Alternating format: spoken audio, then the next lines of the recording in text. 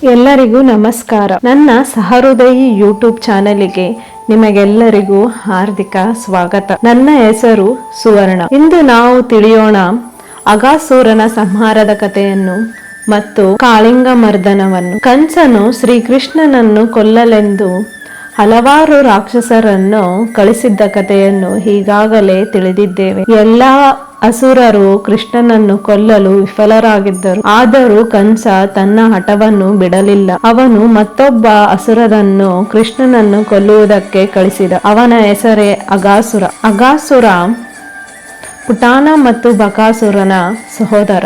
ಒಂದು ದಿನ ಶ್ರೀಕೃಷ್ಣ ಕಾಡಿನಲ್ಲಿ ತನ್ನ ಗೆಳೆಯರಾದ ಗೋಪ ಬಾಲಕರೊಂದಿಗೆ ಆಟವಾಡುತ್ತಿದ್ದ.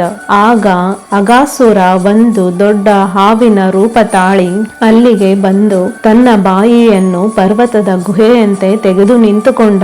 ಅಲ್ಲಿದ್ದ ಗೋಪ ಬಾಲಕರು ಅದನ್ನು ಕಂಡು ಸಾಮಾನ್ಯ ಗುಹೆ ಎಂದು ತಿಳಿದು ಅದರೊಳಗೆ ಪ್ರವೇಶಿಸಿದರು. ಶ್ರೀಕೃಷ್ಣ ಸರ್ವಜ್ಞ. ಅಗಾಸುರನ ಕುಯುಕ್ತಿಯನ್ನು ತಕ್ಷಣವೇ ಅರಿತುಕೊಂಡ.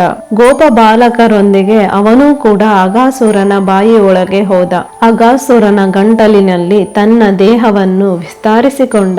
ಆಗ ಅಗಾಸುರನಿಗೆ ಬಾಯಿಯಿಂದ ಉಸಿರಾಡುವುದು ಕಷ್ಟವಾಗಿ ಅವನು ಮೃತಪಟ್ಟಿದ್ದ. ಅಗಾಸುರ ಕಥೆಯ ಆಧ್ಯಾತ್ಮಿಕ ಅರ್ಥ. ಅಗ ಎಂದರೆ ಪಾಪದ ಪ್ರತೀಕ. ಅವನ ಬಾಯಿ ಬೌದ್ಧಿಕ ಮೋಹ ಮತ್ತು ಪಾಪದ ದಾರಿಯನ್ನು ಸೂಚಿಸುತ್ತದೆ. ಶ್ರೀಕೃಷ್ಣನು ಪಾಪದಿಂದ ರಕ್ಷಿಸುವ ದೈವಶಕ್ತಿ. ಈಗ ನಾವು ತಿಳಿಯೋಣ ಕಾಳಿಂಗರ ಮರ್ದನದ ಕಥೆಯನ್ನು. ಯಮುನಾ ನದಿಯಲ್ಲಿ ಕಾಳಿಂಗ ಎಂಬ ಸರ್ಪ ವಾಸಿಸುತ್ತಿತ್ತು. ಅವನ ವಿಷದಿಂದ ಯಮುನಾ ನದಿಯು ವಿಷಪೂರಿತವಾಗಿತ್ತು. ಗೋಕುಲದ ಹಸುಗಳು, ಪ್ರಾಣಿ ಪಕ್ಷಿಗಳು ಆ ನೀರನ್ನು ಕುಡಿದು ಸಾಯತೊಡಗಿದವು. ಗಿಡ ಮರಗಳು ಒಣಗಿದವು. ಆ ಸ್ಥಳದಲ್ಲಿ ಹೋಗಲು ಯಾರು ಧೈರ್ಯ ಮಾಡುತ್ತಿರಲಿಲ್ಲ. ಒಂದು ದಿನ ಕೃಷ್ಣ ತನ್ನ ಗೆಳೆಯರೊಂದಿಗೆ ಯಮುನಾ ದಡದಲ್ಲಿ ಆಡುತ್ತಿದ್ದಾಗ ಅವರ ಚೆಂಡು ಯಮುನೆಯಲ್ಲಿ ಬಿದ್ದಿತು. ಅದನ್ನು ಕಂಡ ಗೋಪ ಬಾಲಕರು ಶ್ರೀಕೃಷ್ಣನಿಗೆ ಹೇಳಿದರು, ಕೃಷ್ಣ, ಅಲ್ಲಿ ನೀನು ಹೋಗಬೇಡ. ಆದರೆ ಕೃಷ್ಣನ ಕಣ್ಣಿನಲ್ಲಿ ಧೈರ್ಯ ಮಿಂಚಿತು. ಗೋಪ ಬಾಲಕರು ಅವನನ್ನು ತಡೆಯುವಷ್ಟರಲ್ಲಿ ಶ್ರೀಕೃಷ್ಣನು ಯಮುನಾಗೆ ಹಾರಿದನು. ಯಮುನಾ ನದಿಯಲ್ಲಿ ಭಾರೀ ಆಂದೋಲನ ಉಂಟಾಯಿತು. ಕಾಳಿಂಗನು ಶ್ರೀಕೃಷ್ಣನನ್ನು ತನ್ನ ವಲಯದಲ್ಲಿ ಬಂಧಿಸಿಟ್ಟ. ಗೋಪ ಬಾಲಕರು ಅಳುತ್ತಾ ನಿಂತರು. ಗೋಕುಲಕ್ಕೆ ಸುದ್ದಿ ಮುಟ್ಟಿತು. ತಾಯಿ ಯಶೋಧ, ನಂದ ಮಹಾರಾಜ ಹಾಗೂ ಗೋಕುಲದ ಜನರು ಯಮುನಾ ತೀರದ ಬಳಿ ಅಳುತ್ತಾ ಓಡಿ ಬಂದರು. ತಾಯಿ ಯಶೋಧ, ಅಯ್ಯೋ, ನನ್ನ ಮಗನನ್ನು ಬಿಟ್ಟು ಬಿಡು ಎಂದು ಅಳುತ್ತಾ ದಡೆಯತ್ತರ ಬಂದರು. ಆಗ ಶ್ರೀಕೃಷ್ಣನು ತನ್ನ ದಿವ್ಯ ಶಕ್ತಿಯಿಂದ ಕಾಳಿಂಗನ ವಲಯದಿಂದ ಹೊರಬಂದ.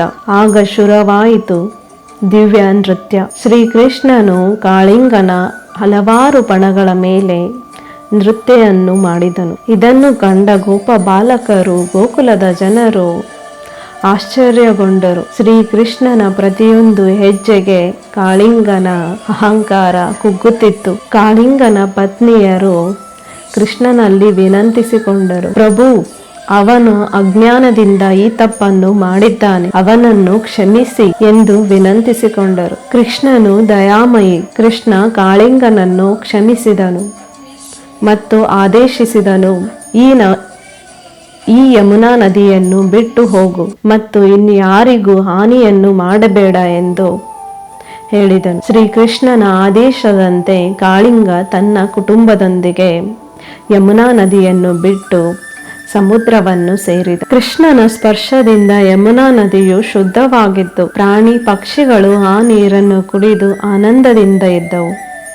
ಗೋಕುಲದ ಜನರು ಕಾಳಿಮರ್ದನ ಕಥೆಗೆ ಸಾಕ್ಷಿಯಾಗಿದ್ದರು. ಕಾಳಿಂಗ ಮರ್ದನ ಕಥೆಯ ಆಧ್ಯಾತ್ಮಿಕ ಅರ್ಥ. ಕಾಳಿಂಗ ಅಹಂಕಾರ ಮತ್ತು ವಿಷಕಾರಿ ಚಿಂತನೆಗಳು. ಯಮುನಾ ನಮ್ಮ ಮನಸ್ಸು.